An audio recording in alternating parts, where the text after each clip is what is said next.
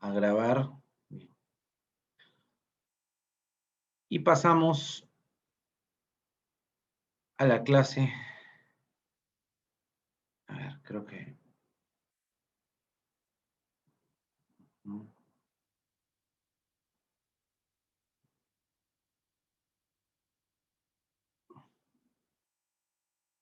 Ok, entonces vamos a hacer esta clase de disección de preguntas que hemos llamado. Le hemos llamado disección de preguntas porque lo que vamos a hacer es analizar un poco las preguntas. En el caso, vamos a hacer ahorita cirugía general y luego el doctor Carlos Remy, una vez que yo termine, va a tocar el tema de ginecobstetricia. Y esos van a ser los temas del día de hoy. Hablaremos ahorita de cirugía general. En el caso de cirugía general, lo que hemos elegido han sido más bien, o sea, las preguntas tipo y los conceptos básicos de cirugía general para el ENAM, para un nivel ENAM, es muy probable que ustedes ya los tengan.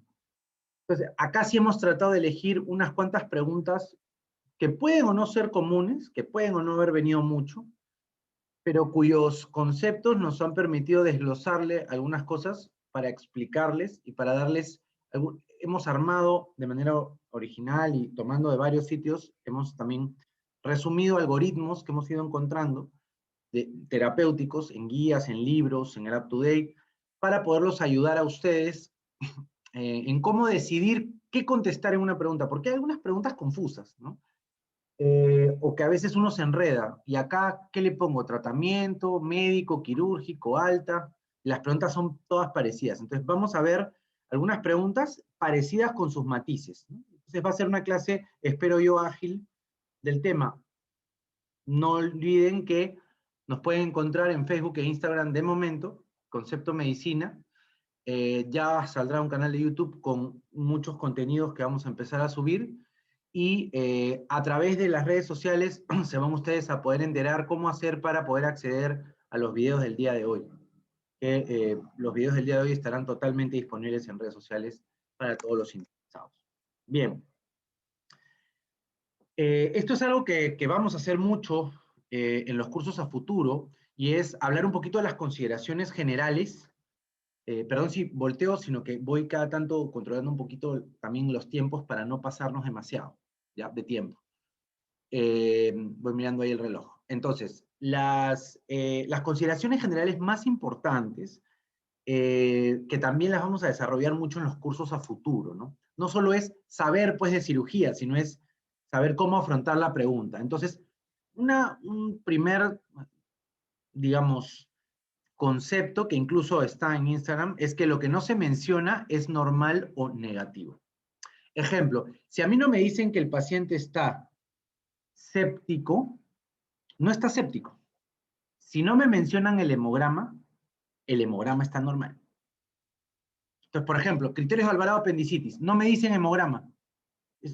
Tengo que, si no me dan el hemograma, yo tengo que pensar que es normal, ¿no? Si me piden criterios de Alvarado y no me dan hemograma, ese hemograma es normal. Solo lo que me mencionen positivo en la pregunta, en ese caso hipotético, es positivo. Bien, siempre la opción diagnóstica debe ser la más común o más probable en general, a menos que la pregunta explícitamente me pregunte cuál es la segunda causa o la causa en tal grupo particular o la causa menos común. Hay por ahí una pregunta del Banco ENAM que es la causa menos común de algo, una rareza. Generalmente dan el diagnóstico, ¿no? O ponen un caso clásico. O sea, una vesícula te van a poner Murphy positivo, un abdomen te van a poner McBurney, etcétera, ¿no? O sea, te van a poner lo clásico. Una colangitis te van a poner triada de Charcot. O sea, no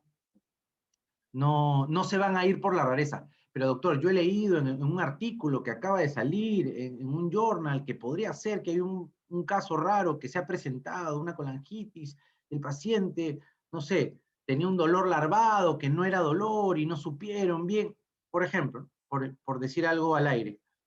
Bueno, pero esa rareza no te la van a preguntar en el ENAM. Las opciones diagnósticas suelen ir de manera escalonada, ¿ya? O sea, cuando me preguntan, ¿qué es lo siguiente? Tengo que saber yo esa escalera. ¿Qué se hace de inmediato? ¿Qué se hace después? Por eso es que en diagnóstico y tratamiento muchas veces me preguntan, para pruebas diagnósticas o para tratamiento, tengo que leer bien la pregunta y decir, ¿qué es lo que haría inmediatamente? ¿Eso es lo que me están preguntando? O me están preguntando cuál es la mejor opción diagnóstica o terapéutica. No es lo mismo, porque frente a una obstrucción intestinal, una cosa es lo que haría yo inmediatamente con el paciente ahorita acá parado, acá ahorita acá sentado, echado en la camilla, ¿qué hago yo en este segundo? Y otra cosa es cuál es el mejor examen para diagnosticarlo, o si lo voy o no a operar. De repente el tratamiento es la parotomía porque hay signos de sufrimiento intestinal, que lo vamos a ver ahorita. Pero lo primero que tengo que hacer es, a una obstrucción intestinal, es colocar una sonda nasogástrica, poner una vienda venosa y reposición electrolítica. Eso es lo primero. Mientras voy pidiendo un preoperatorio, pidiendo sala, porque seguramente en la siguiente media hora u hora lo estaré operando. Pero ese tiempo precioso, valioso, se gana con una sonda nasogástrica. Entonces, una cosa es lo inmediato, ¿no? Y otra cosa es el tratamiento definitivo, lo que hay que hacer para curar la enfermedad o solucionar el problema. Entonces, prestemos atención a las preguntas. Un último concepto o tip de concepto medicina, que está, ese es el que está en el Instagram, es, si una pregunta es muy larga, empezamos leyendo, si el caso clínico es muy largo, empezamos leyendo la pregunta y las claves, para saber por dónde va a ir la pregunta. Entonces, cuando yo leo el caso, ¿por qué? Porque leo el caso rápido, leo la pregunta, las claves, y vuelvo a leer el caso. Entonces, si yo ya leí la pregunta y las claves, yo voy leyendo el caso en mente qué es lo que me están preguntando y qué cosas tengo yo que, digamos, fijarme, en qué cosas tengo que fijarme. ¿De acuerdo? Esas son algunas tips que queremos darles antes de pasar a ver los temas. Hay temas muy generales que vamos a explicar que les van a servir mucho y hemos sacado algunas perlitas o cosas que van a sentir que están un poquito aisladas. ¿Ya? Entonces, el primer caso, ¿ya? No es gineco, es cirugía general, pero me hablan de una multípara, ¿no? Me hablan de una multípara de 40 años, ¿no? Que presenta, perdón, voy a mover estas barritas, ya. Me hablan de una multípara de 40 años que presenta vómitos y distensión abdominal, ¿no? Ok, vómitos, distensión. Al examen físico en la región inguinocrural, tumoración dolorosa, ¿no? No reductible, por debajo del ligamento iliopubiano. Entonces, me hablan del antecedente de que ha dado varias veces a luz, ¿no? Es mujer, ¿ok? Presenta un cuadro agudo abdominal con una tumoración dolorosa no reductible debajo del ligamento iliopubiano o el ligamento inguinal. Si está debajo, ¿cuál es el diagnóstico más probable? Es una hernia, ¿no? Y es una hernia crural, ¿correcto? Entonces, acá lo que me están dando es por debajo del ligamento iliopubiano la hernia crural. Ahora, es bueno repasar un poquito de hernias acá. Una hernia es una salida de un contenido, generalmente visceral, por parte de un orificio natural del cuerpo. Si el orificio es adquirido, se puede llamar eventración o evisceración. Algunos los consideran sinónimos, pero tiene mucho que ver con los días. Si es más de 4 días postoperado, es una eventración. Si es 24 o 48 horas, es una evisceración. Y si es porque se rompió una sutura, ¿no? No es un orificio, digamos, adquirido como tal, sino simplemente una sutura abierta, le llamamos también dehiscencia. Entonces la hernia va a tener distintos elementos, el anillo, el saco, ¿no? La falsa, ¿no? Por ejemplo, hay algunas hernias falsas que no tienen saco, que salen las vísceras de frente o la grasa de frente, lo que tenga que salir, y el contenido, que puede ser grasa, vísceras, etc. Y clínicamente las podemos clasificar en reductibles o irreductibles. Las reductibles son las que yo físicamente las puedo devolver a su sitio original, ¿no? Digitalmente. Las irreductibles no, quedan ahí.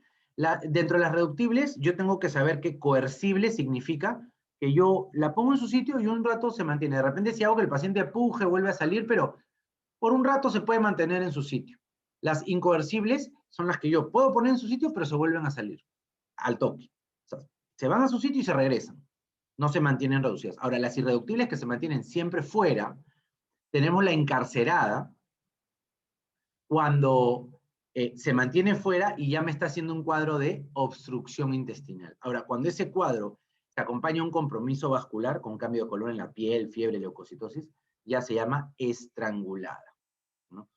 Ahora, adicionalmente, las hernias se llaman por deslizamiento, aquellas que se adhieren al saco herniario, y también mixta o en pantalón, por ejemplo, en el caso inguinal, en pantalón. ¿Por qué? Porque una sale por el orificio inguinal y otra por fuera, ¿no? Perdón, por el orificio inguinal y otra por dentro. Entonces, salen dobles a los dos lados del van epigástrico. Entonces, se le llama en pantalón, porque es directa e indirecta. ¿Correcto? Bien, no olvidarnos que estos son algunos reparos anatómicos. Esta es la parte de pronto más, un poquito más densa de explicación quirúrgica, luego es mucho más ágil. Tenemos el ligamento inguinal que va de la espina del pubis a la espina ilíaca anterosuperior, ¿correcto? Tenemos el recto anterior del abdomen y los vasos epigástricos. Estas tres estructuras me forman esta área que es el famoso triángulo de Hesselbach. Las hernias que pasan por aquí, por dentro del van epigástrico, mediales al van epigástrico, por el triángulo de Hesselbach, se llaman directas. Las que pasan por fuera de los vasos epigástricos va a estar el orificio inguinal superficial. Y van a ir acompañando, ¿no? Acompañando a todo el cordón espermático a través del conducto inguinal. Esas hernias se llamarán indirectas, ¿correcto? ¿No? Bueno, digamos, pasan por arriba del ligamento inguinal. Si pasaran por abajo, acá en el número 4, serían crurales o femorales, ¿correcto? Bien, entonces, estas tres hernias, directa, indirecta y crural o femoral, son las tres de la región inguinal o inguinocrural. De las tres, la más común siempre, ojo, es la inguinal indirecta. Y si hay un lado que sea más común es el lado derecho. Entonces, inguinal indirecta derecha es la más común estadísticamente en las series mundiales y cuando se pregunta clásicamente. En varones es más común que en mujeres. Ahora, es más común tanto en varones como en mujeres, se da más en hombres. La segunda más común en varones es la directa, la segunda más común en mujeres es la crural, ¿ya? Y la crural en sí se da más en mujeres que en hombres. Ojo, la crural se da más en mujeres que en hombres, que es una pregunta que alguna vez ha venido en los bancos. No significa que en mujeres lo más común es crural, lo más común siempre es inguinal indirecta, pero la crural como tal es más probable que se dé en mujeres. La directa pasa por el triángulo de Hesselbach, que está medial a los vasos epigástricos, y se produce por una debilidad de la pared abdominal. ¿Por qué elemento de la pared abdominal se debilita? La fascia transversalis. La directa se relaciona con la fascia transversalis. La crural pasa por debajo, hemos dicho, o femoral, y también se relaciona anatómicamente con una debilidad en la fascia transversalis. Y como vemos poco espacio acá para bajar, es muy probable que se estrangule, tiene alta incidencia de estrangulación. La indirecta, que es la más común, sale del abdomen por el anillo inguinal profundo, lateral a los vasos epigástricos, y se produce por una persistencia del conducto peritoneo vaginal o proceso vaginal. Esa es pregunta de examen, como causa. Por esa razón suele ser congénita, y se puede ver incluso en niños. No se reduce al decúbito, generalmente, ¿no? Y se puede ir hasta la región testicular, produciendo criptorquidia, hidrocelia, o está relacionada, e incluso llegar al escroto en varones, ¿ya? Entonces, digamos, esto es lo más importante de cada una de las hernias de la región inguinocrural, que son las más preguntadas. No podemos dejar de mencionar que las hernias inguinales o inguinocrurales se pueden clasificar de acuerdo a la clasificación de Nyhus. Esto es algo que se enseña mucho en los cursos de residencia, para la residencia, ¿no? En las preguntas en los bancos de residencia sí ha venido Nyhus, en los bancos de ENAM por ahí puede haber venido una, poco, pero se los dejo acá igual. Ahora, vamos un poquito más a las preguntas, ¿no? Paciente de 50 años con historia de 10 años de evolución, ¿no? Presenta tumoración inguinal reductible que protruye el esfuerzo físico a través de la pared posterior.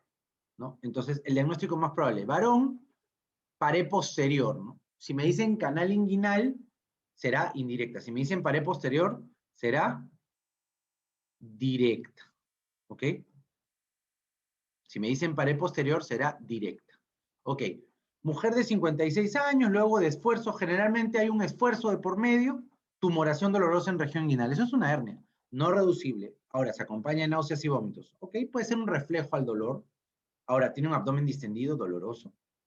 Y la tumoración tiene cambios ya de coloración en la piel.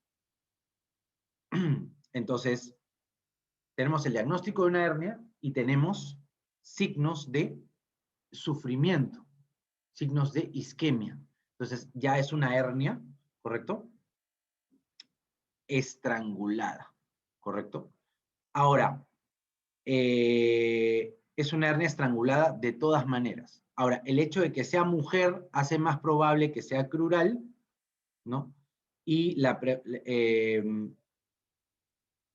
pregunta ¿es una hernia estrangulada? De todas maneras, no es incarcerada. ¿Por qué? Porque ya hay signos de isquemia. Ahora, entre una hernia crural y una inguinal, si bien es cierto, la inguinal, entre comillas, inguinal indirecta es más común que la crural por estadística, cuando les pongan en primer lugar mujer, ¿no? Hay probabilidades de que sea crural. Ahora, ¿por qué acá marcan como positiva o buena la crural? Porque la crural es la que generalmente se ahorca, es la que generalmente se estrangula. Entonces, cuando yo tengo una mujer con una hernia en la región inguinocrural, correcto, con una hernia aparentemente estrangulada, lo más probable, por esas dos cosas, por lo que está estrangulada y por lo que es mujer, hay más chance de que sea crural. Esa es la razón por la que se da esa respuesta. ¿Ok?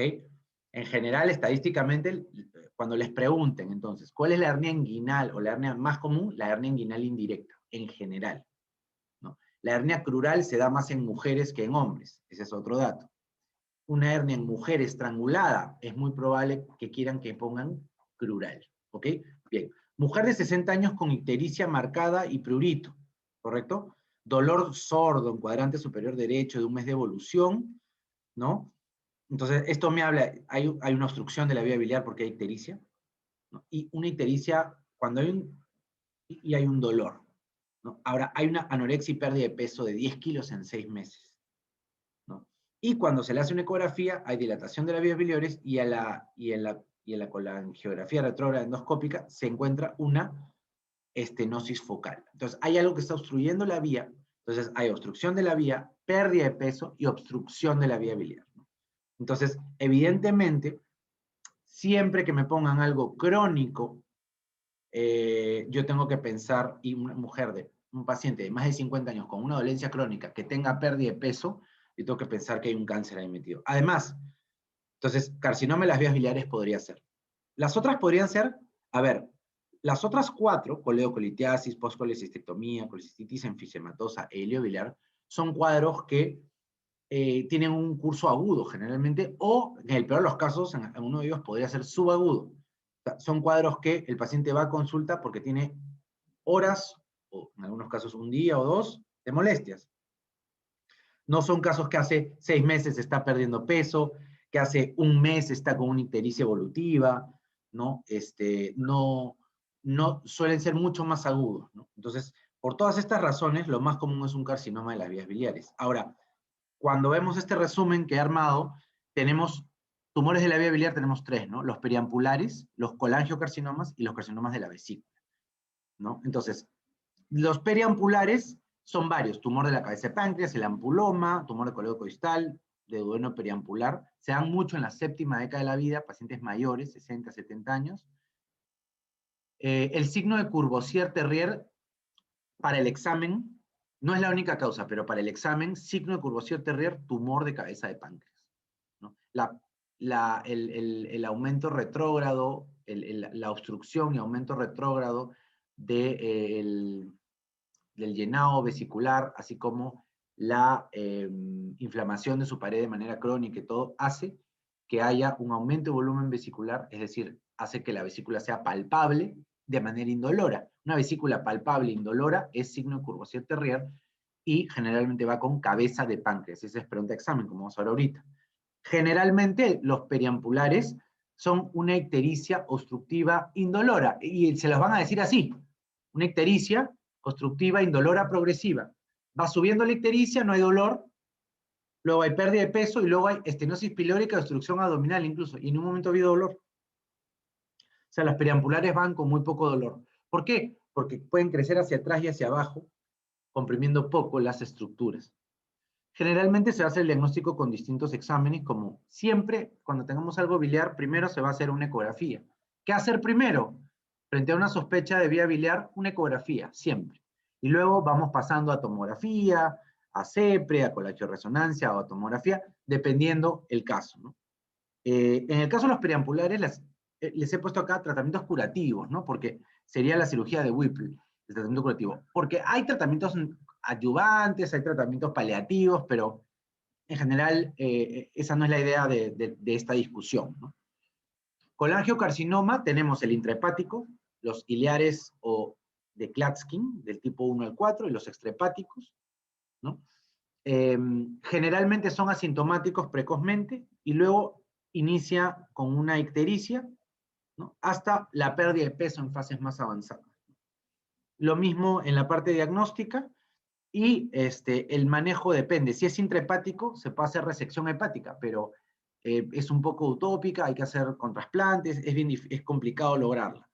En el caso de Klatskin, se hace una resección del ilio con linfadenectomía y resección hepática en bloque, ¿no? Se afecta la vía biliar, la hepatoinostomía en hierrux, y en el caso extrahepático, la duodeno-pancreatectomía cefálica.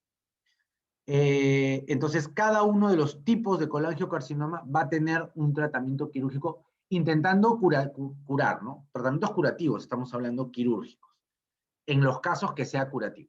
Si está muy avanzado, o sea, se tiene que hacer un estadiaje, evidentemente, y si está muy avanzado, no se va por el tratamiento curativo, muchas veces. El carcinoma vesicular, de los tumores de la vía biliar, el más frecuente, y hay un dato importante, es el carcinoma vesicular. En mujeres también, mujeres mayores, de más de 65 años, suele ser un hallazgo operatorio que la vesícula tenga un carcinoma. En las fases precoces también es asintomático y puede llegar a la ictericia, pérdida de peso, y a casi dolor, y puede haber colangitis secundarias, ¿no? Igual, ecografía y tomografía de diagnóstico, y la colecistectomía radical con linfadenectomía regional, e incluso con resección de la vía biliar, puede ser parte del tratamiento, ¿ok? Entonces, habiendo visto ese cuadro, ¿correcto? Varón de 60 años con 2 meses de enfermedad, ictericia progresiva e indolora. Automáticamente digo, este puede ser un periampular, ¿correcto? Perfecto. Pérdida de peso, coluria, colia, todo va. Al examen físico, signo de Courvoisier-Terrier. ¿Cuál? Entonces, de los periampulares yo tengo acá 2, o hasta 3, ¿no? Ampuloma, cabeza de páncreas y duodeno, digamos.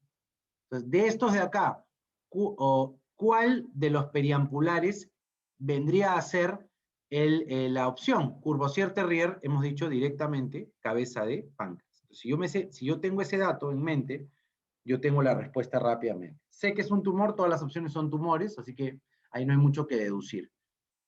Bien, mujer de 32 años con dolor abdominal en hipocondrio derecho, 24 horas de evolución, tiene cólicos biliares.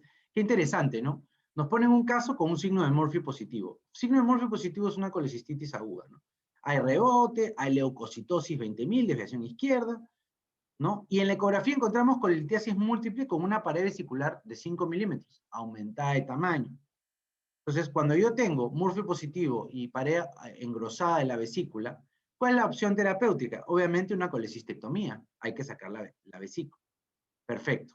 Ahora, ¿cómo? ¿En qué? Obviamente, laparoscópica o convencional. Actualmente laparoscópica, por todos lados.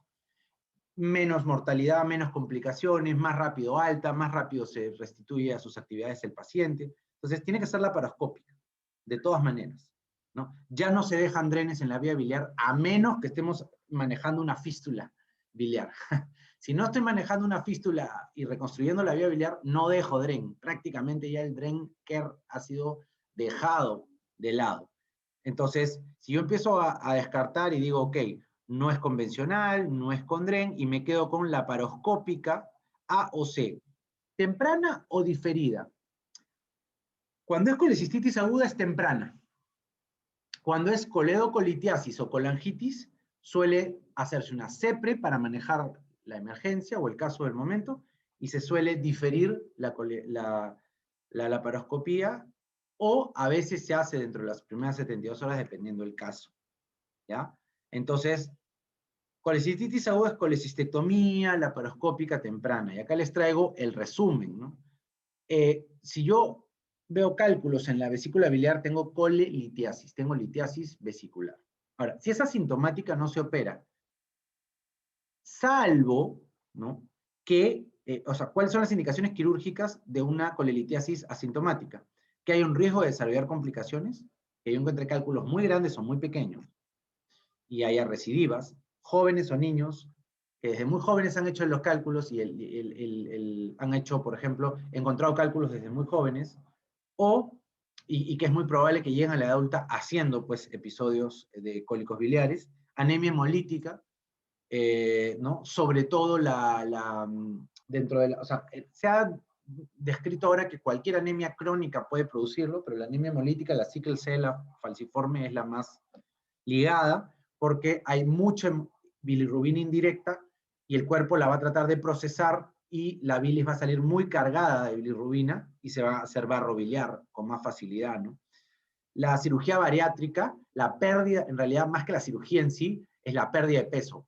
Se relaciona entre más rápido es la pérdida de peso del paciente post cirugía bariátrica, más probabilidad de que haya colecistitis.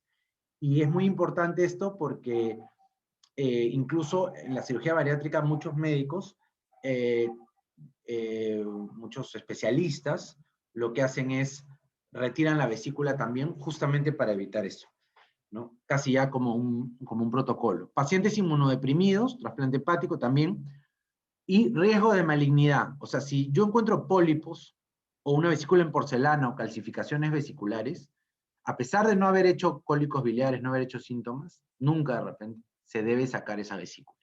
Ahora, en el caso que sea complicada, ¿no? O sea, sintomática, pero se le llama complicaciones de la colelitiasis, puede ser colecistitis aguda, voy a encontrar en la eco engrosamiento, Murphy positivo. El tratamiento es en general una colelab temprana. Eso es lo que tienen que marcar, ¿ya?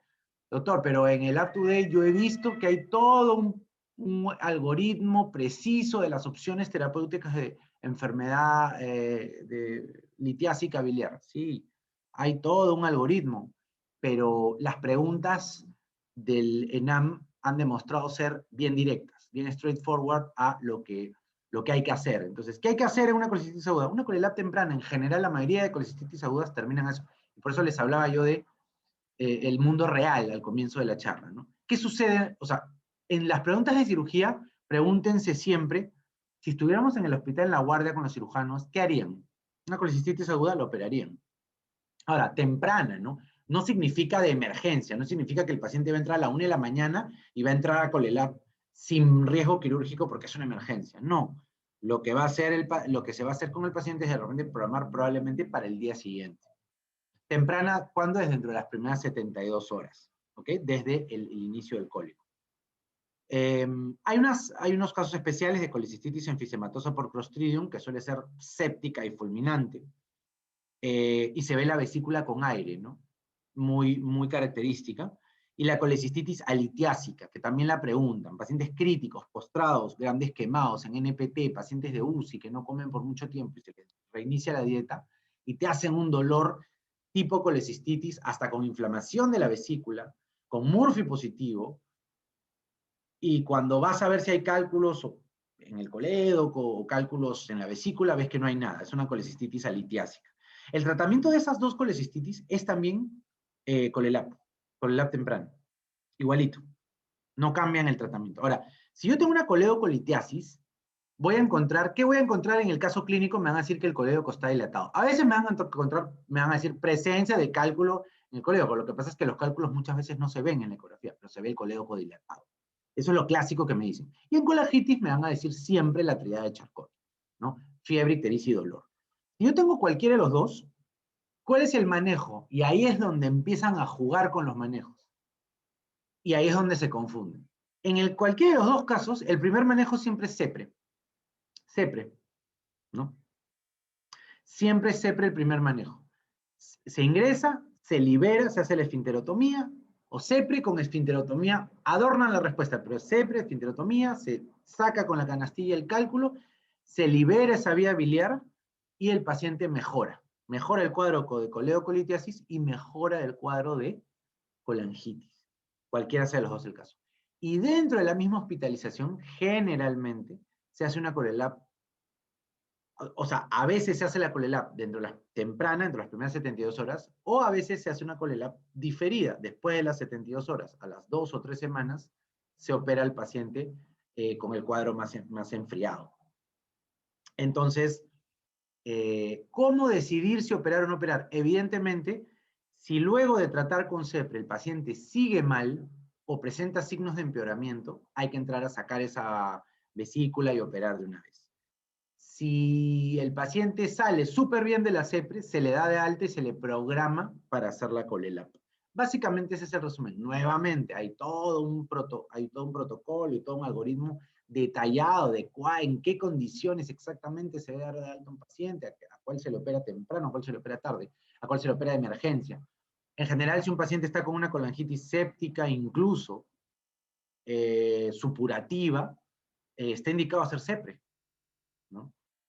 Ni siquiera haya operación y dejar un DREN, como antes, que era poner un DREN-KER. Esa era la respuesta antigua. En el año 2005 hicieron una pregunta así, ¿no?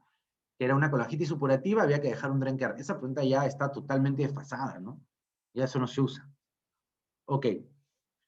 En caso de las fístulas, tendremos unos síndromes tipo Bouveret, ¿no? Que es la fístula colecisto digestiva, ¿no? Como el duodeno, el yeyuno, en el cual, digamos, de la vesícula se hace, por la inflamación crónica, una fístula hacia el intestino, y a veces los cálculos pasan al intestino y lo terminan obstruyendo, y el tratamiento de eso es quirúrgico, enterotomía, con colecistectomía y cierre del orificio fistuloso.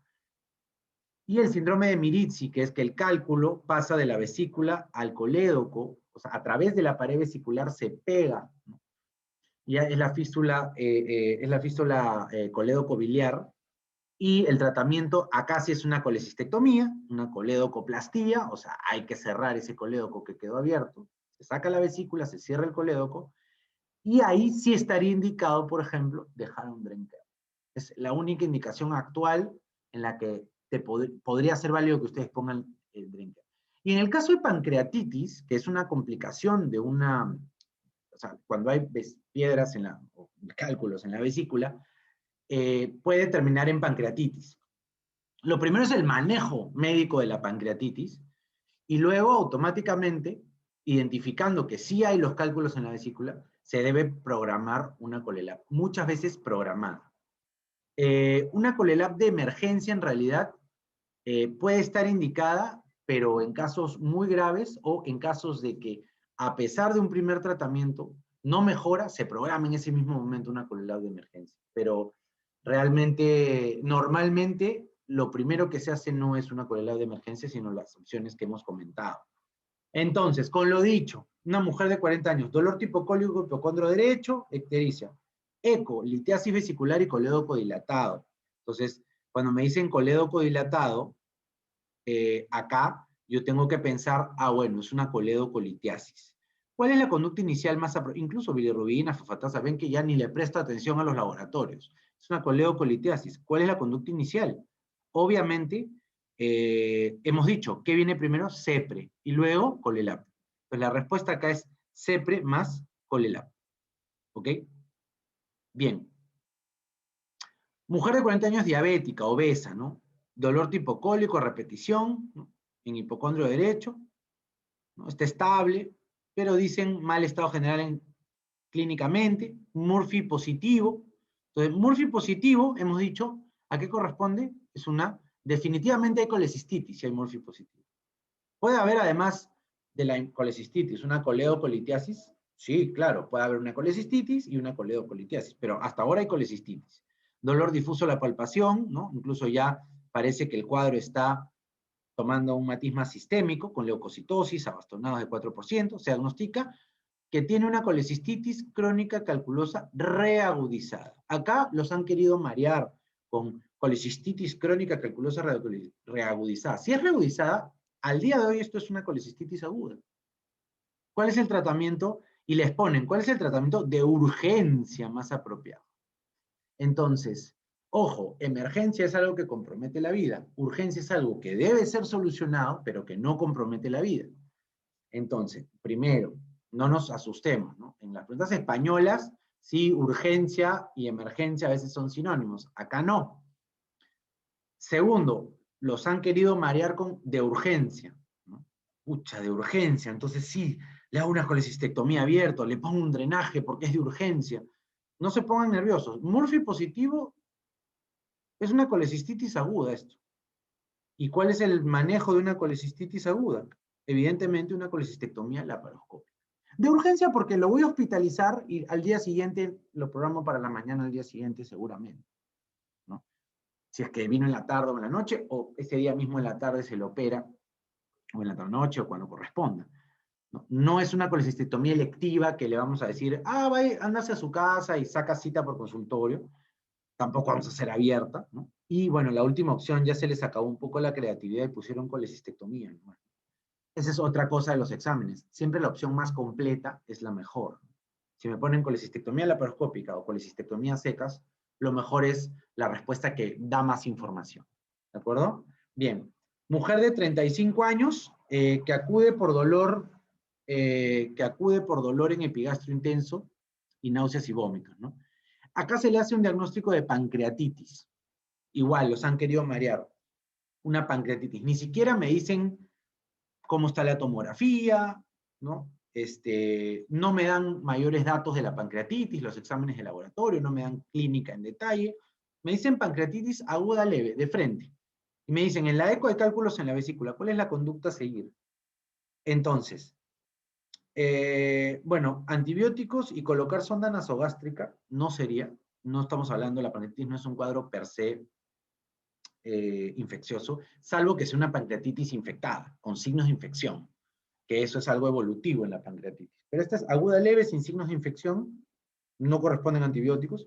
Sonda nasogástrica es muy útil en obstrucción, ¿no? Y si la pancreatitis es severa y le voy a hacer NPT al paciente, le voy a cortar la vía oral porque está haciéndome una pancreatitis realmente severa, podría ser, pero me han dicho que es leve, no corresponde.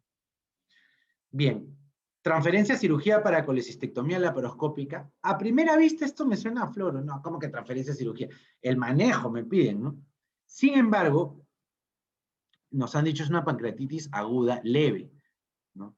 Y si bien es cierto, habrá que definir administración de fluidos, probablemente se le ponga una vía, y habrá que definir si se le da o no nutrición enteral, ¿correcto? El manejo de un paciente con una pancreatitis leve, al final, en la que se encuentran cálculos en la vesícula, la idea es que se le termine haciendo la colecistectomía. Si ya al decirme pancreatitis aguda leve y no darme más signos de gravedad, me están diciendo es una pancreatitis aguda leve, sin mayores riesgos y que esté evolucionando positivamente, porque si no me dicen algo, yo no puedo asumir que esté evolucionando mal si no me lo dicen. Significa que es normal o negativo, o que está yendo todo bien. Entonces, en ese caso, la clave que se da como cierta es transferir para una colecistectomía laparoscópica y que no se vuelva a dar un segundo episodio de pancreatitis. ¿Por qué? Por lo que es aguda leve. Me la han dejado así a propósito, aguda leve. ¿Ok? Bien. Mujer de 40 años con dolor tipo cólico en hipocondrio derecho, con ictericia, ¿no? Y lo mismo, nuevamente, muy similar, ¿no? Y acá me preguntan, colédoco dilatado, coledocolitiasis. ¿Cuál es la conducta inicial? ¿No? Y lo sabemos, ¿no? La colangiopancreato retrógrado endoscópica. O sea, la CEPRE es la primero que tengo que hacer yo frente a una coledocolitiasis. No hay dudas de eso. Lo primero que hay que hacer es la CEPRE. ¿Ok? Coledocolitiasis y la CEPRE. Entonces, acá les traigo un resumen un poquito más en detalle. En el caso de la coledocolitiasis, se hace la CEPRE. Si no se soluciona, se pasa a un tratamiento quirúrgico ahí mismo. Si se soluciona y tiene la vesícula biliar, se le hace el riesgo quirúrgico y se le hace para una colecistectomía laparoscópica electiva en un segundo momento, en el caso de coledocolitiasis. En el caso de colecistitis, tiene que ser una colelap, no de urgencia, o sea, No ahorita en este instante, pero sí una Colelab temprana, en las primeras 72 horas. Bien, varón de 70 años hospitalizado, neumonía. Dolor en hipocondrio derecho, náuseas y vómitos, con Murphy positivo. Hospitalizado, mayor, postrado, UCI, ¿no? Y ahora incluso les pueden poner este caso si está una neumonía por COVID, ¿no? Y les ponen el COVID ahí de pasada, pero es un caso de una colecistitis con Murphy positivo. Entonces, Murphy positivo es colecistitis aguda. ¿Qué tipo de colecistitis? Por el antecedente que me están dando, lo más probable es que sea alitiásica. Bien, 48 años, cuarta semana de una pancreatitis biliar aguda severa. Esto es muy importante. Cuarta semana, un mes de pancreatitis, y acá me la pintan de nuevo, severa. Ok, eso es una pancreatitis con mucha necrosis. Cuarta semana, ustedes saben que cuando hay mucha necrosis, todo ese tejido se infecta muchas veces. Y viene hipotenso, taquipnéico, poca diuresis, o sea, me está empezando a hacer estabilidad hemodinámica. Inestabilidad hemodinámica. Me está empezando a hacer oliguria, ¿no? Entonces, se me está cayendo la presión, la irrigación está mala, con una leucocitosis con desviación izquierda, ¿correcto? Hematocrito en 26%, y en la TAC hay una necrosis del 60% del páncreas, con aire en el área pancreática y colecciones múltiples. Aire, ¿no? O sea, hay un absceso, hay infección por anaerobios, muchas veces colecciones múltiples. O sea, ¿qué pasa? Se translocan las bacterias intestinales a este tejido necrosado y lo infectan. Por eso me dicen cuarta semana, ¿no? No se olviden que a partir de la cuarta semana es que vemos la evolución en el pseudoquiste pancreático, en infección de colección pancreática. Eso se ve así, 4 a 6 semanas evolutivas de pancreatitis, y si ha sido severa es más probable. Entonces me están dando todos los datos de que esto está infectado. ¿Cuál es la conducta a seguir? Y acá yo tengo que saber las indicaciones, ¿no? Pero lo primero es hacer un drenaje percutáneo de las colecciones, ¿no? Disculpen ahí con la laptop que está un poco lenta. Drenaje percutáneo de colecciones. Entonces, la pancreatitis es de manejo médico, pero hay algunas indicaciones que les he puesto acá.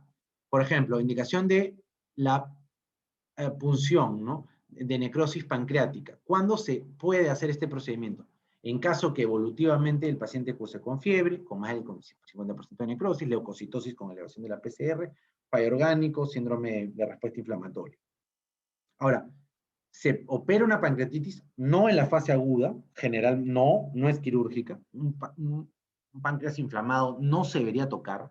Ahora, cuando pasan los 4 días y hay necrosis pancreática infectada, se puede operar en caso que hay una mala evolución clínica con los antibióticos o que ya se ponga hemodinámicamente instable. Este paciente yo le doy antibióticos, y si va mal en las horas sucesivas, es muy probable que tenga que entrar a hacer una limpieza, ¿no? Ahora, indicación de cirugía en necrosis pancreática que no esté infectada. Ok, si está infectada, sí entiendo que en caso de inestable o que vaya mal con antibióticos, lo último sería entrar se ha hecho un absceso. ¿Qué hay que hacer con un absceso? Limpiarlo, drenarlo, retirar el material purulento. ¿De acuerdo?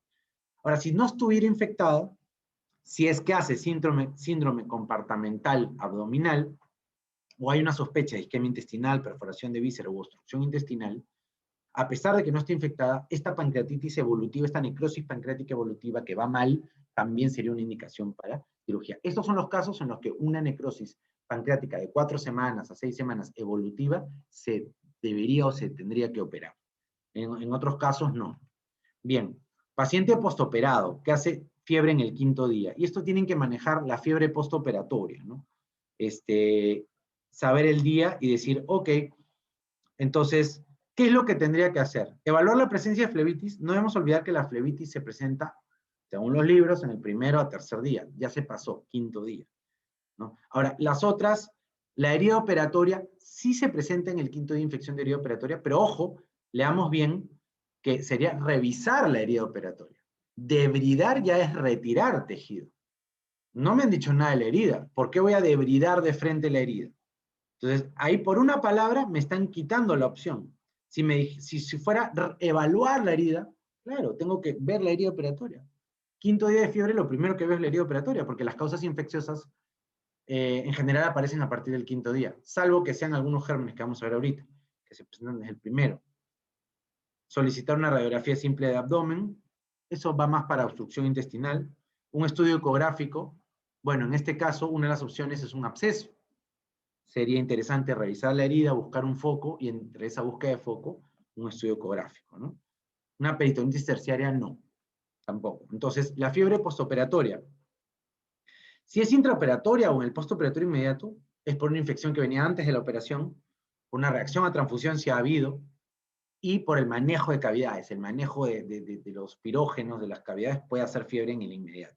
Dentro de las primeras 24 horas son la famosa atelectasia, y una infección, normalmente no pensamos en infección al comienzo, pero si es por anaerobios o estreptococo del grupo A, sí podríamos pensar que es factible, ¿no? Y ahí, si no hay un tratamiento antibiótico instaurado en una fiebre un poco oscura, postoperatoria, una de las cosas que a veces se hacen es eso, ¿no? Es instaurar un tratamiento antibiótico si es que no se ha encontrado la causa de la fiebre en los primeros días.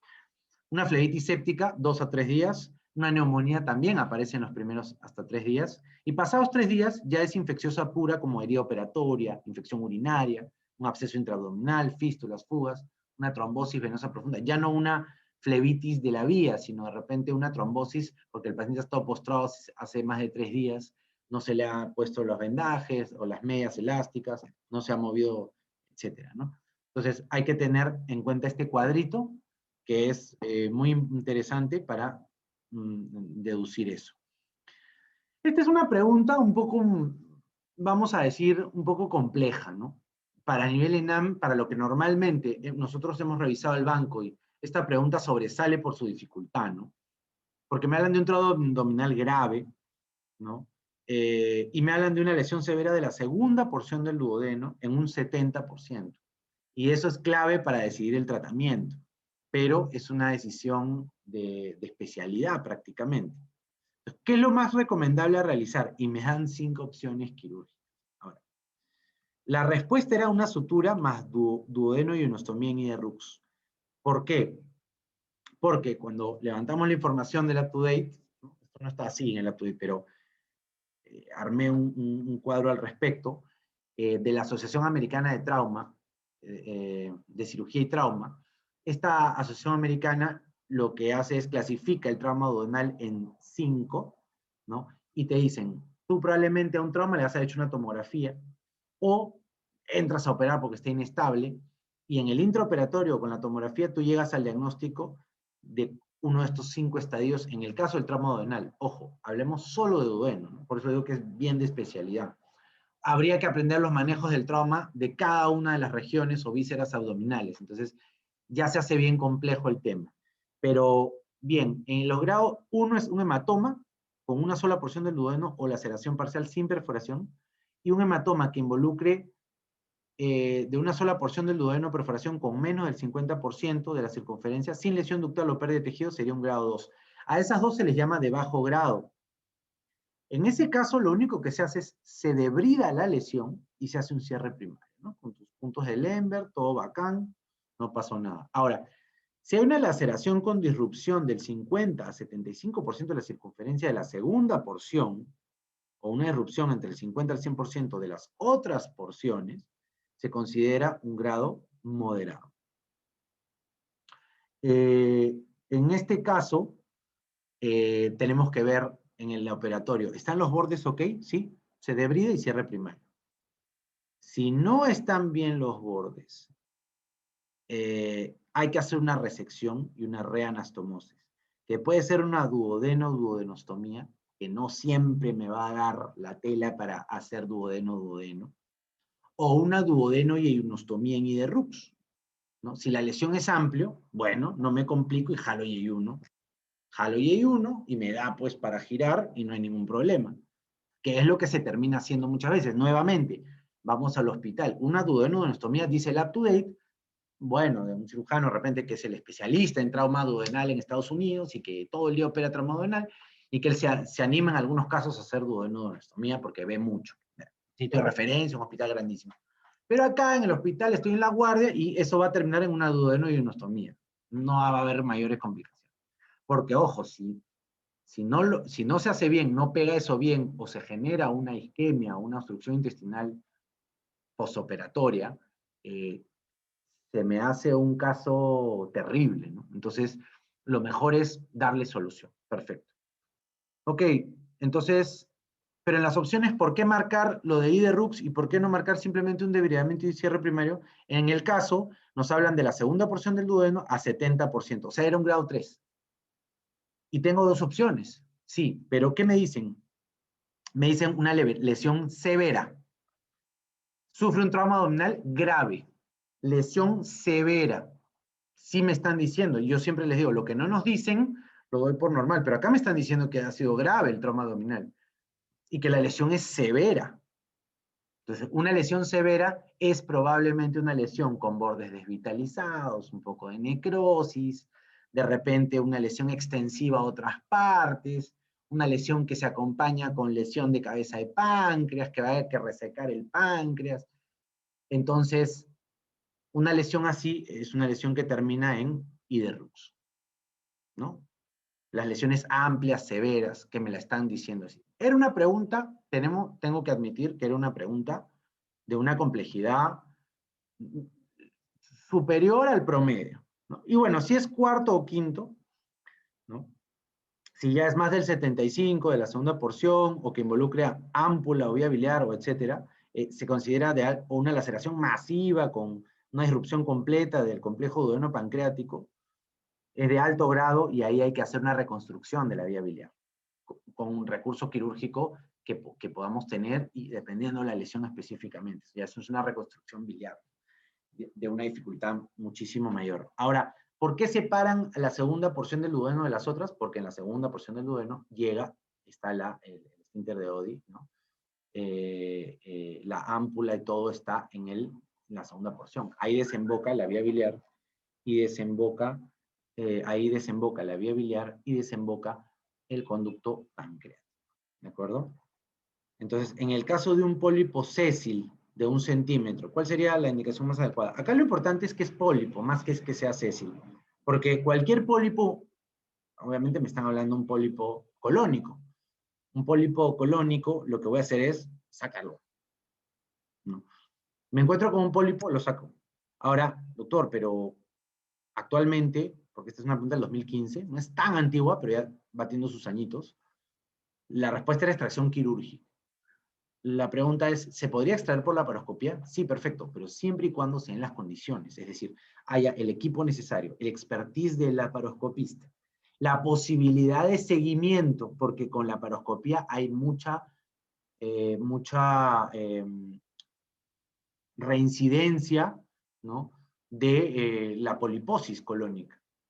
Entonces, dado que se necesita digamos, una serie de condiciones ideales, lo más fácil es, nuevamente, vamos al hospital. ¿Qué haríamos en el hospital? Una extracción quirúrgica.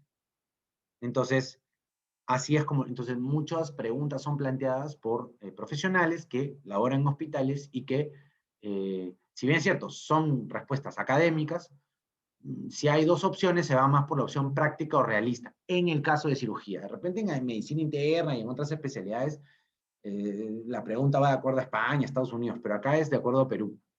Entonces, los pólipos de colon se pueden clasificar de distintas maneras, como inflamatorios, amartomatosos, que tienden a malignizar, los sésiles, que a su vez se subclasifican en cerrados, adenomas cerrados y poliposis cerrada.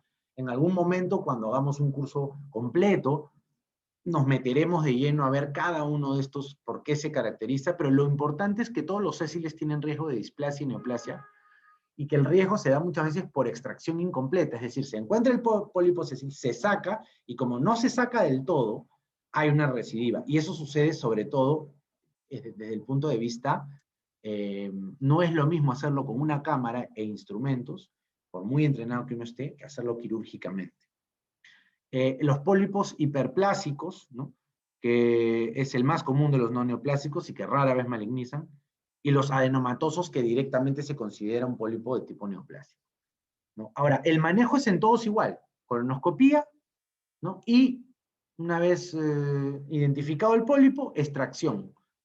Puede ser colonoscópica o puede ser quirúrgica. Si me voy al UpToDate, me va a decir el UpToDate que puede ser colonoscópica si sean las condiciones. Aquí tienen que marcar extracción quirúrgica. Listo. Igual, así haya sido quirúrgica, la vigilancia necesaria. Entonces, un varón de 65 años con cáncer de páncreas hace 3 meses, no elegible para cirugía, tiene un cáncer de páncreas, tiene un antecedente para hilio mecánico, que es un tumor. y recibe oxicodona como parte de su tratamiento paliativo, que es un factor de riesgo para hilio adinámico. Consulta por dolor en epigastrio en franja, con ausencia de posiciones. Entonces, ausencia de posiciones, ausencia de flatos, ruidos hidroaéreos negativos, ruidos hidroaéreos metálicos, timpanismo abdominal. Todo eso significa hilio, obstrucción intestinal. Se ha parado el intestino. No pasa flatos. Entonces, ¿cuál es la conducta a seguir acá? Siempre, siempre debemos acordarnos que hay que hacerle una radiografía simple de abdomen de pie. Y eso en la práctica es lo que se da. Yo tengo un paciente que sospecha un hilio, mecánico o adinámico, voy a hacer una radiografía. De todas maneras. ¿Ok? Entonces, el hilio puede ser adinámico si es funcional postquirúrgico, que es lo más frecuente, ¿no?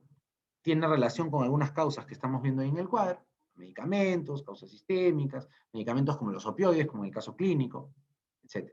El mecánico, que es una causa orgánica, y ese puede ser intestino delgado versus intestino grueso, tenemos que diferenciarlo. El espástico, que es intoxicación por metales pesados, porfiria y uremia, y cuando hay isquemia, el hilio vascular, ¿no? Cuando hay una isquemia mesentérica. Entonces, el manejo del hilio, siempre, primero, sonda nasogástrica, hidratación endovenosa, y radiografía simple de abdomen.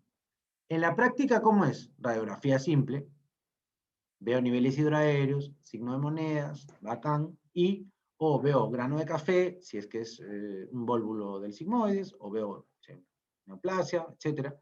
Si hay aire, ¿dónde está el aire? En el colon, no hay aire, si hay aire, etc. Veo todo lo que quiere en la radiografía, y generalmente en la práctica tomo la radiografía, y con esa certeza de la clínica más la radiografía, le pongo al toque su sonda y su hidratación.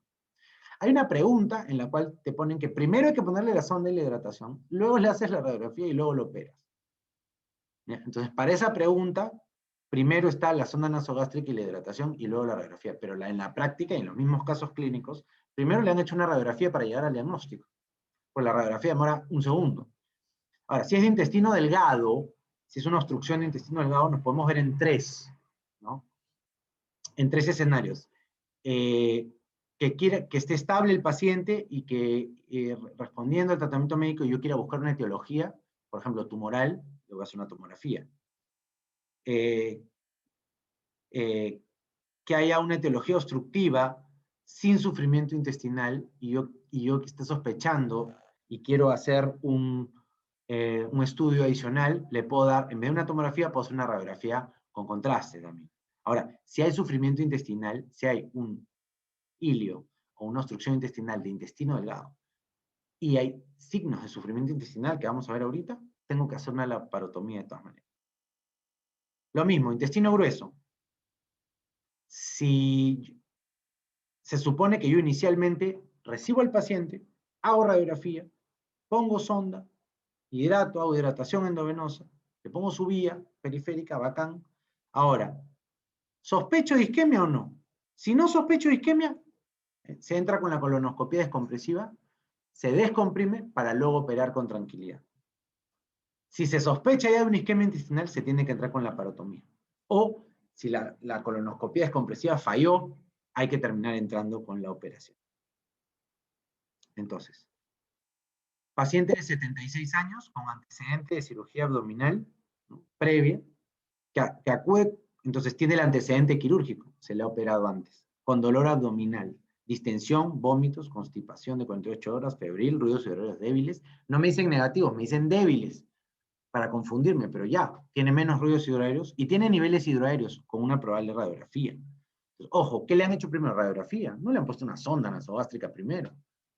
Primero le han hecho una radiografía. Yo antes de poner una sonda nasogástrica a un paciente y una vía y decir lo hospitalizo y lo opero, por lo menos si el paciente está estable hemodinámicamente, con funciones en la emergencia, está estable, a ver, tales síntomas, ok, pasa radiografía un segundo, vemos la radiografía, y en un minuto le estamos poniendo la sonda y la vía. Pero bueno, eso es la vía real, ¿no? Bien, y vean ustedes que entre los síntomas y signos me ponen febril, así, y ojo, una obstrucción intestinal puede ir con dolor, pero con fiebre clásicamente no debería ir. Si va con fiebre, me hablan de sufrimiento intestinal. Entonces, ¿cuál es la conducta a seguir acá?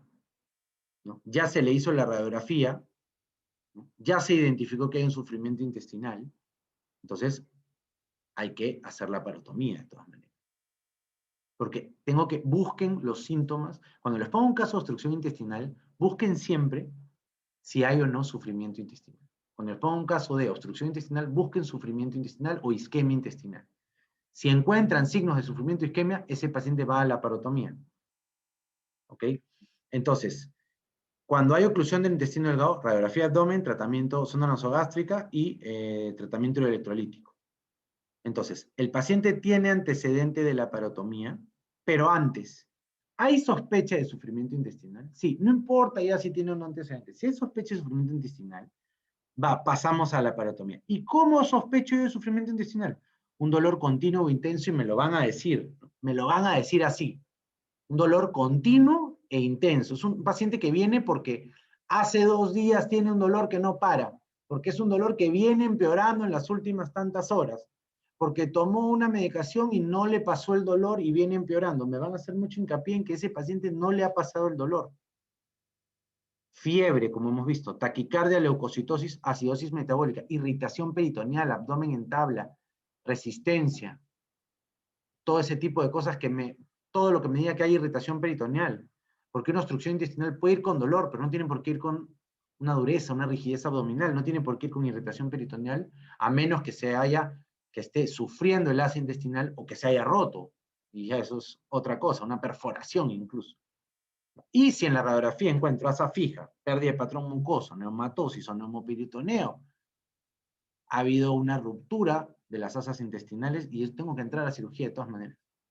Ahora, si no hay esta sospecha de sufrimiento intestinal, me tengo que preguntar si ha habido antecedente de la parotomía. Si no ha habido, entonces es un paciente que no se le ha operado. Si ha habido, son bridas y adherencias. Entonces se tienen que sospechar bridas, se le da el gastrografín, que es el contraste, se toma, y si el contraste pasa a colon, perfecto. Es una oclusión parcial, está pasando. Si no pasa de intestino delgado al contraste, hay que valorar, está totalmente ocluido, hay que operarlo. Ahora, si al paciente nunca se le opera el abdomen y viene con una obstrucción intestinal, ¿a qué se debe? Hay que evaluar la causa y podríamos estar hablando de un cáncer, un tumor. Entonces, se le hace en ese caso una tomografía y se le hace una intervención quirúrgica dependiendo de la etiología. Ahora, con todo lo dicho, doctores, paciente de 40 años, intervención quirúrgica, apendicitis aguda, hace 2 años, tiene antecedente quirúrgico. Entonces, es un paciente que tiene probablemente bridas y adherencias por la operación. Okay. Entonces, tiene náuseas, vómitos, dolor y distensión. ¿Ok? Entonces, ese paciente tiene un diagnóstico de obstrucción intestinal. Pero vean cómo mezclado con los signos de obstrucción intestinal me dicen, tiene taquicardia y signos de lucha. Significa que es muy probable que este paciente está haciendo sufrimiento intestinal. Siempre en la obstrucción intestinal busquen signos de isquemia intestinal. Y además de IAPA me dicen, bueno, está deshidratado porque tiene mucosas orales secas y ojos hundidos. Entonces, ¿no? Entonces, lo que hay que hacer siempre es sonda nasogástrica con hidratación endovenosa. Acá no me ponen la sonda nasogástrica, ¿ok? Radiografía simple abdomen, en general, siempre va a ser radiografía de abdomen, ¿no? Probablemente sonda de hidratación endovenosa y la parotomía, eso es en la vía real. Ahora, en el examen hemos dicho, y acá, como me dicen que el paciente está deshidratado, primero, y en el examen hemos dicho, primero hidratación, porque dicen, bueno, el CAB está deshidratado, sí, no está inestable, así que ahí el CAB no se aplica. Entonces, igual, hidratación, radiografía de abdomen y la parotomía, no se puede quedar en observación. ¿Correcto? Bien. Entonces, oclusión de intestino delgado, hemos dicho, para el examen me marcan que primero es el tratamiento endovenoso, sobre todo si está deshidratado, radiografía abdomen, y luego pasamos, en este caso, 1, 2 y 3, paso a la parotomía porque hay sospecha de sufrimiento. Vean cómo siempre en los casos de obstrucción intestinal me ponen el peor caso. Me ponen el caso de, porque si no me pusieran un dolor continuo, así súper intenso, o una fiebre, una taquicardia, si no me pusieran nada para signos de lucha, si no me ponen eso, porque no tiene por qué haber peritonismo en una obstrucción intestinal, si me ponen eso, tengo que ir a la parotomía. Si no me lo pusieran, tendría que ir al otro lado del algoritmo. Bien, en emergencia, paciente de 45 años, con antecedente de haber sido operado por peritonitis, por apendicitis complicada, ¿no? Lo mismo, ¿no? Al momento tiene antecedente quirúrgico con distensión abdominal, ruidos metálicos, otra manera de decirlo, leucocitosis con desviación izquierda, ¿no? Cuadro de obstrucción intestinal, sufrimiento intestinal. Vean, 2016, siempre la preguntan con sufrimiento intestinal. ¿Cuál es el siguiente paso cuando hay sufrimiento intestinal? La parotomía de urgencia. Ok. Varón de 55 años, hace una semana presenta vómitos postprandiales, ¿no? Abdomen distendido, timpánico y doloroso a la palpación. Dilatación gástrica en la radiografía de abdomen. Entonces, caso de obstrucción intestinal probable, me presenta una radiografía de abdomen, ¿correcto? ¿Y qué es lo que hay que hacer? Hemos dicho, ¿qué viene? ¿Cuáles son los primeros pasos? Inserción de una sonda nasogástrica. Hidratación EB con reposición electrolítica. Doctor, pero acá me están poniendo inserción de un catéter venoso central. Con eso haría reposición electrolítica. En estos casos se manejan con vía periférica, no son indicados para catéter venoso central. Aprovechamos para ver cuándo es que se debe indicar catéter venoso central. Cuando el acceso venoso periférico es inadecuado, cuando las infusiones, no es suero, sino quimioterapia, NPT, vasopresores, son incompatibles con acceso periférico, cuando voy a hacer un monitoreo hemodinámico directo, pacientes infartados, postoperar el corazón, terapias extracorpóreas como hemodiálisis y plasmaféresis, o en cirugía cardiovascular o vascular cuando vamos a poner dispositivos intravenosos específicos. ¿Cuáles son las contraindicaciones relativas? No hay contraindicaciones absolutas para una vía. O sea, si se necesita una vía, se pone una vía central, pero relativas, una coagulopatía de las cuales la que más se asocia con complicaciones y la que más contraindica es la trombocitopenia. En ese caso hay que evitar subclavia, hacer yugular y hacerlo con guía ecográfica. O problemas en el sitio de punción, ¿no? Que haya una lesión vascular, que haya marcapasos, variantes anatómicas, que ya haya un dispositivo ahí, buscar otra vía de acceso. Bien, un varón que llega a emergencia, transferido a un centro de salud, con tiempo de 7 días de obstrucción intestinal, con vólvulo del sigmoide, ¿no? Entonces, acá lo que yo tengo que hacer es decir, bueno, tiene una obstrucción intestinal por vólvulo de sigmoide. Entonces, ¿cuál es la primera medida? Compensación hemodinámica con manejo hídrico y del medio interno. Entonces, primera medida siempre, y lo hemos visto, cuando hay obstrucción intestinal, lo primero es hidratación EB, sonda nasogástrica, radiografía abdominal si no hubo, si, generalmente te la van a dar, si no, radiografía abdominal. Eso es lo primero siempre, sea de delgado, sea de grueso, el intestino, no importa. Y luego, una vez que se ha hecho eso, recién se pasa a evaluar el manejo quirúrgico.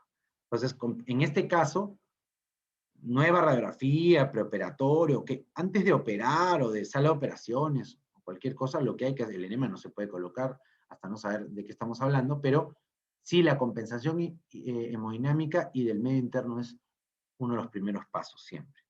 Entonces, 35 años, postoperatorio, ¿no? Abdomen distendido, con ruidos disminuidos, una posible obstrucción intestinal. ¿Cuál es el estudio de mayor utilidad para el diagnóstico? Una radiografía simple de abdomen, ¿no? Como hemos mencionado. Entonces, siempre, ante esto, se toma la radiografía simple de abdomen. Causa más frecuente obstrucción intestinal en la costa. Esto es para confundirlos, ¿no? En la costa. Bueno, en la costa me dice, bueno, no es vólvulo, ¿no? Porque vólvulo sería un paciente de la sierra. Entonces, en general, en la costa, ¿cuál es la causa más común de obstrucción de intestino delgado? O sea, si no es vólvulo, si no es grueso, es probablemente que sea intestino delgado. ¿Cuál es la causa más común? Bridas y adherencias. Esa era la respuesta. Así de simple. Simplemente es una respuesta maquillada. O sea, una pregunta, digamos así, ¿no? Adornada, digamos, ¿no? Y nuevamente, les ponemos acá el manejo. Paciente 20 años, diagnóstico de plastrón apendicular, ¿no? Con leucocitosis y desviación izquierda. Esta siempre genera polémica. ¿Y el plastrón qué se hace? ¿Se opera? Sí, en la práctica probablemente van a ver que los plastrones los operan, sí. Sin embargo, ¿qué nos dice la parte académica? En este caso lo hicieron basados en lo académico. El diagnóstico es por tomografía y el tratamiento es drenaje con antibióticos. Ahora, acá me preguntan, ¿cuál es la conducta a seguir? Y dan ganas de dar antibióticos, pero en realidad el plastrón es una especie de absceso, que lo que hay que hacer es drenarlo, y que los antibióticos van a tener una serie de indicaciones especiales, ¿no? La cirugía es selectiva tras 10 a 12 semanas si no se resuelve con la punción. Y los antibióticos se dan en casos especiales, inmunosuprimidos, pacientes muy especiales, no se dan en todos. O sea, como tratamiento único, ¿no? Paciente varón de 60 años, que en un acto operatorio se encuentra un bólvulo de sigmoides de más de 180 grados, y me describen todo, ¿no? Obstrucción completa, asa cerrada, alteración circulatoria. Y me preguntan de qué grado es el bólvulo de sigmoides. Esto es algo que no se revisa normalmente, pero tenía yo que conocer la clasificación de Cantor. En el año esto era grado 3, en el año 1931, Cantor, basado en los hallazgos intraoperatorios, hizo los 4, y la clínica hizo 4 grados de sigmoides, en el cual cuando hay obstrucción completa con isquemia reversible es un grado 3. Es bueno saberla, porque si me la preguntan como Cantor o me la preguntan así, ¿qué grado de vólvulo es? Va a ser así. ¿Nos ayuda en el manejo? No, no exactamente. Bien, mujer de 80 años con dolor abdominal tipo cólico, 2 horas de evolución, que al examen está estable, afebril, abdomen distendido, timpánico y sin signos peritoneales. Y me dicen que está febril y sin signos peritoneales. Acá más bien no hay sospecha de isquemia. Y vólvulo de sigmoides, me dan el diagnóstico. Entonces, ¿cuál es el tratamiento? No debemos olvidar que además de los manejos iniciales, sospecha de isquemia. Si no hay sospecha de isquemia, se hace una colonoscopia descompresiva. Y si fracasa, pasa a cirugía. Si hay sospecha de isquemia, se hace cirugía. Luego ya se va evaluando en cada, por ejemplo, en cirugía, si no hay signos intrasob de gangrena, se hace una resección en anastomosis primaria. Si hay signos intrasob de gangrena, una colostomía de Hartmann. Y si hay megacolon, una colectomía subtotal con anastomosis iliorectal, ¿no? Se saca prácticamente el colon.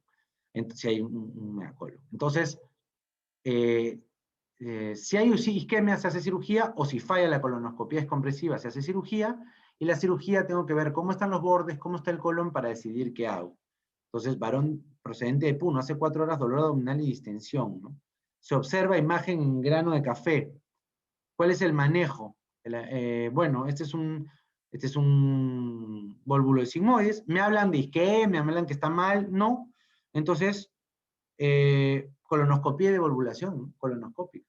O sea, si no está mal, si no me lo dicen, es negativo o es normal, ¿no? Paciente con obstrucción intestinal por cáncer de sigmoides perforado, ¿no? ¿Cuál es el tratamiento? Entonces, sigmoides, ¿no? Perforado, complicado, es muy probable que esté necrosado ese borde.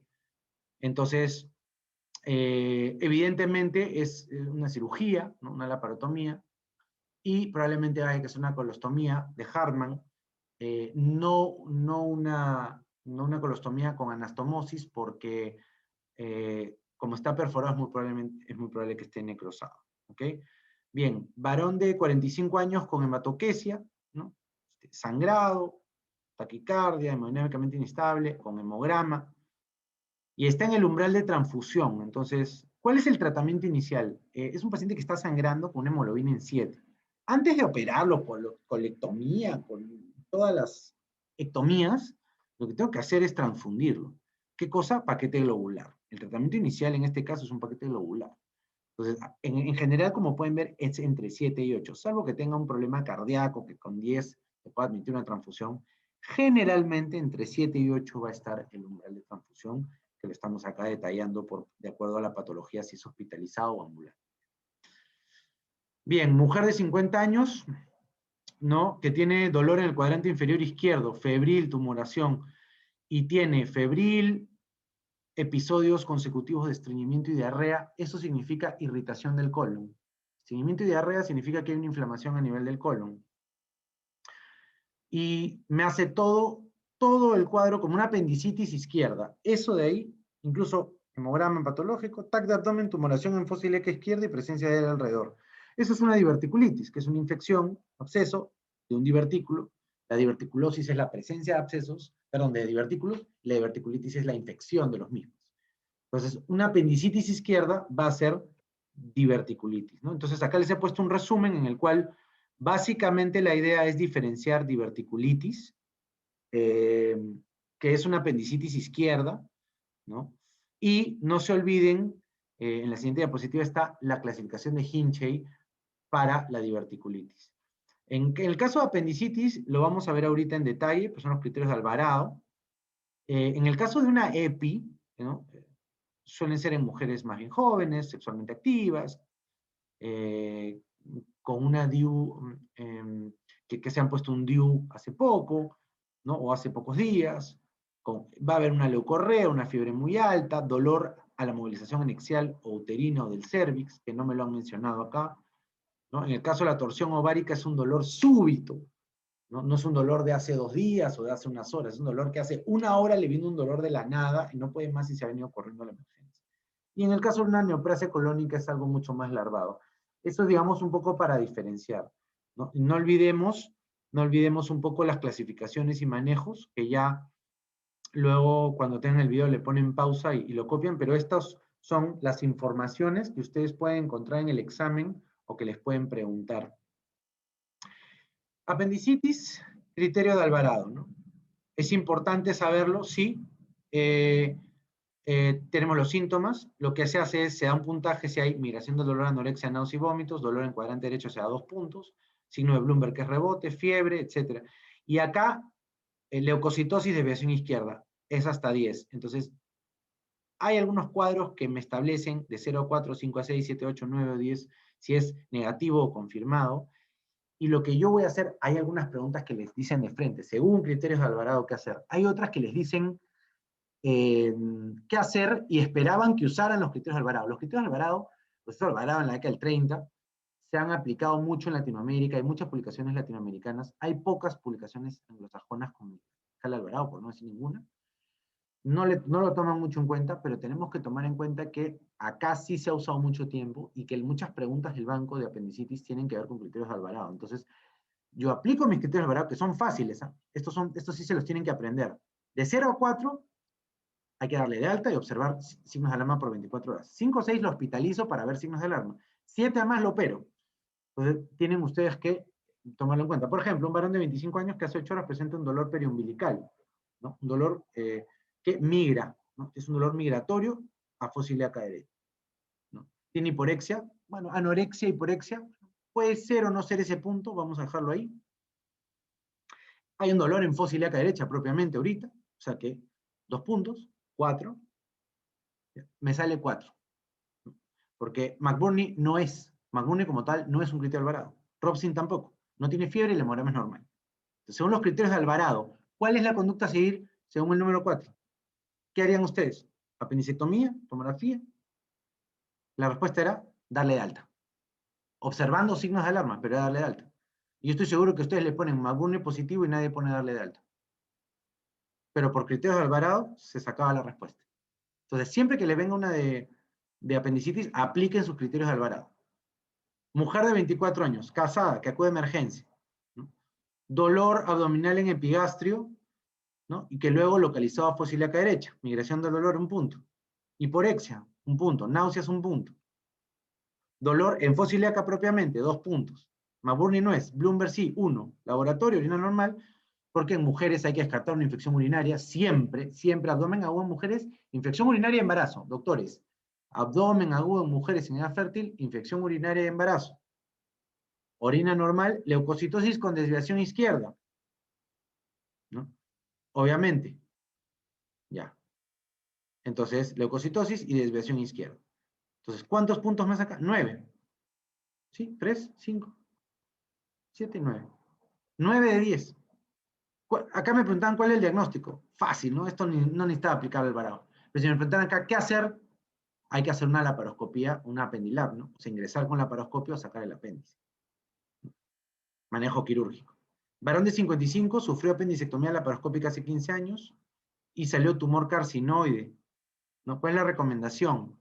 Hemicolectomía derecha, ¿por qué? Porque en un tumor apendicular, si es un hallazgo que se encuentra un tumor en ese momento, se ve el tamaño del tumor para decidir si se saca el apéndice y si es más grande o incluso tiene unos márgenes aparentemente tomados o invade el mesoapéndice porque lo estoy viendo, hago una hemicolectomía derecha. Ahora, si es en anatomía patológica como me están diciendo acá, y es carcinoide como me están diciendo acá,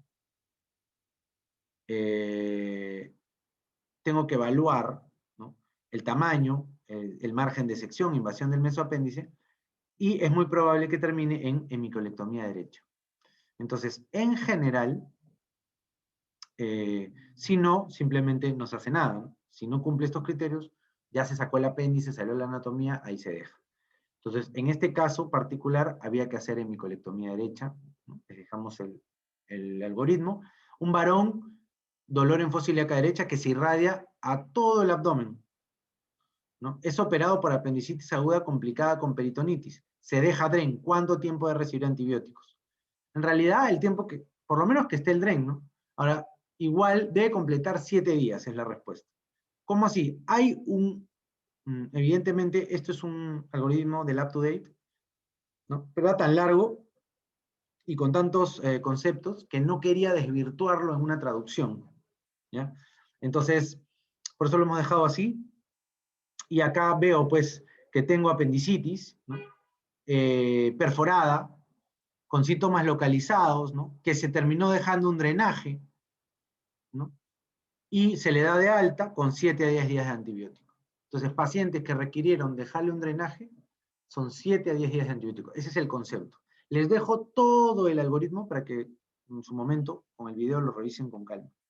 Está en el UpToDate también, para los interesados. Bien, una mujer de 28 semanas con diagnóstico de apendicitis. Gestante con apendicitis. Las semanas no importan. Gestante con apendicitis, se saca el apéndice. ¿Ya? Entonces, las situaciones especiales en apéndice, en blanco o SAS, ¿no? Se hace la apendicectomía, la biopsia, a veces se encuentra una inflamación incipiente. Una apendicectomía en niños, o sea, en la apendicitis en niños se trata como con apendicectomía, porque tienen más alto riesgo de perforación, fiebres muy altas y vómitos. Generalmente en ancianos hay obstrucciones y también alto riesgo de perforación. Y en el embarazo, la causa más frecuente de abdomen agudo no obstétrico, en una embarazada es la apendicitis. Se da en el segundo trimestre. Algunos dicen primer y segundo trimestre. Segundo trimestre es lo más común. Puede darse en cualquiera. El diagnóstico es ecográfico. Y hay que hacer una apendicectomía laparoscópica en cualquier edad gestacional. No se asusten por la edad gestacional. ¿Cuál es el procedimiento quirúrgico curativo en el cáncer localizado en el tercio distal del recto? Linda pregunta quirúrgica. Solo hay dos posibles respuestas, ¿no? El cáncer de recto se trata o con resección anterior, que es entrando por el abdomen y viendo el recto anterior y sacando ese segmento, o transanal, ¿no? Desde abajo, o bilateral, transanal y anterior, en una resección abdomino-perineal, sacando abdomen, entrando por abdomen y por perineo. Entonces, las otras 3 operaciones no se aplican en un cáncer de recto. Entonces, de saque están descartadas. Ahora, ¿cuál es la abdominoperineal? Dependiendo del estadiaje, el cáncer de recto lo voy a... o sea, si es muy avanzado, no se opera, o se da radio y quimio antes de la cirugía. Si es muy incipiente, resección local por vía anal. Ahora, si es un T2, N0, no vamos acá a repasar todos los TNMs, pero básicamente lo divido en tercio superior, más de 12 centímetros desde el margen anal, tercio medio entre 12 y 6 centímetros, y tercio inferior abajo en la parte distal. El tercio superior es resección anterior, porque desde el abdomen llego a ver el recto superior. El tercio medio es resección anterior baja, con anastomosis colorectal baja o coronal, y en el tercio inferior actualmente se hacen resecciones anteriores ultra bajas con anastomosis coloanal. Eso es lo último. Si ustedes revisan España, Estados Unidos, esa es la respuesta. Pero la respuesta más clásica es, si no funciona, o en general, la amputación abdominoperineal. Se entra por arriba, como es muy abajo, se entra desde arriba y se entra desde abajo a resecar esa parte, ¿no? Con el meso, con ganglios, con todo ese tema, ¿no? Entonces, se trata por 3 tercios. Superior y medio sería resección anterior e inferior sería amputación abdominoperineal. Varón de 40 años que acude por dolor anal progresivo invalidante, de 2 días de evolución, se incrementa al sentarse y caminar y hay una tumulación renitente con signos de flogosis, ¿no? En el margen anal, ¿no? Eso no es una hemorroide, porque una hemorroide no tiene por qué tener flogosis, ¿no? Eso es un absceso. El tratamiento inicial, ahí se confunden, ¿no? Tratamiento inicial, ya, le doy antibiótico. El antibiótico tiene indicaciones especiales. Lo que tengo que hacer es un drenaje quirúrgico, ¿ya? Entonces, el absceso perianal, perdónenme por la mala animación de acá, Se suele dar en las criptas, se suele originar perianal, es lo más frecuente, por E. coli, pero es multifactorial. Un dolor intenso con una tumefacción eritematosa y fiebre y escalofríos. El diagnóstico es clínico, se ve perfectamente. Se puede complementar con otros, sobre todo si pienso en que puede haber un absceso supraesfinteriano, o al tacto rectal siento que el absceso se va hasta arriba, le tendría que hacer una tomografía. Y lo que es hacer un corte, el tratamiento, un drenaje quirúrgico, y dejar abierta la herida para que cierre por segunda intención. Como que se fistuliza, sale todo el contenido y se termina cerrando. ¿A quién le voy a dar antibióticos como tal? Generalmente, cualquier absceso lo vamos a acompañar de antibióticos, pero dar tratamiento antibiótico como prioridad será inmunodeprimidos, diabéticos, cardiópatas, ¿no? Eso para el repaso con la doctora Díaz de Medicina Interna, ¿no? Pero acá en cirugía, absceso perianal, absceso diagnosticado, absceso drenado. Pero doctor, me pusieron el tratamiento inicial, yo le voy dando antibióticos hasta... No, o sea, en el caso de absceso, drenaje, no se compliquen. Es como en un absceso pancreático, drenaje. Siempre que les pongan absceso, drenaje. No se confundan ahí. Bueno, esa es la última diapositiva. Hemos llegado a las justas con el tiempo. La verdad quería hacerlo un poco más breve, pero eran bastantes preguntas que habíamos seleccionado.